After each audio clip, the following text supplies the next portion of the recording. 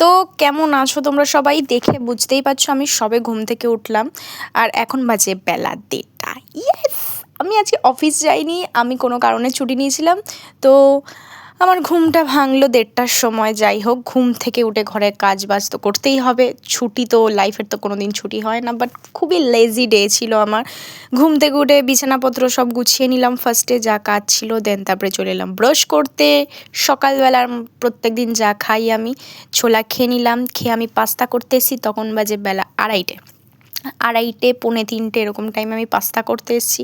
Pasta বানিয়ে আমি gas মুছে বাসন টাসন ধুয়ে খেতে বসে গেছি। খেয়ে দিয়ে সারাদিন আমি শুয়ে শুয়ে ল্যাদি খাচ্ছিলাম। হুট করে 7:30 পৌনে 8টার সময় আমাকে একজন ফোন করে বলে যে চ ভাই, ঘরে তো তুইও আছিস, আমারও ভালো লাগছে না। বললাম ঠিক আছে চল।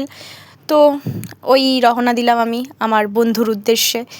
আমার জানি না কখন পথ চলা শেষ হবে। আর আমার বাড়ি থেকে ওর বাড়ির ডিস্টেন্সটা অনেকটাই। তো আমি ওকে বললাম যে এত লেট করে কেন বলি, বাট ঠিক আছে, আমাদের কখনো প্ল্যান হয় না, হুটপাটি প্ল্যান হয়। তো আমি ওর কাছে পৌঁছে গেছি। আর সব থেকে হাসির কথা হচ্ছে ও আমাকে খুঁজেই পাচ্ছিল না। ও আমাকে যেখানে দাঁড়াতে বলেছিল আমি সেখানে দাঁড়িয়েছিলাম, বাট ও নিজে অন্য একটা জায়গায় গিয়ে দাঁড়িয়েছে। তারপরে আমরা একটা জায়গায় যাই, ওখান থেকে ফুচকা খাই। ওখানের ফুচকা দারুণ ছিল, জায়গাটার নাম আমি ভুলে গেছি। দেন আমরা একটা জায়গায় গিয়ে বসি, অনেকক্ষণ গল্প করি, খুব মজা করি। তখন কোনো ক্লিপ টিলিপ নিইনি। দেন বৃষ্টি হচ্ছিল, আমি গাড়ি চালাচ্ছিলাম, বৃষ্টিতে ভিজে ভিজে ভীষণ মজা করেছি। সকালের থেকে রাত্রিটা বেশি ভালো গেছে আমার।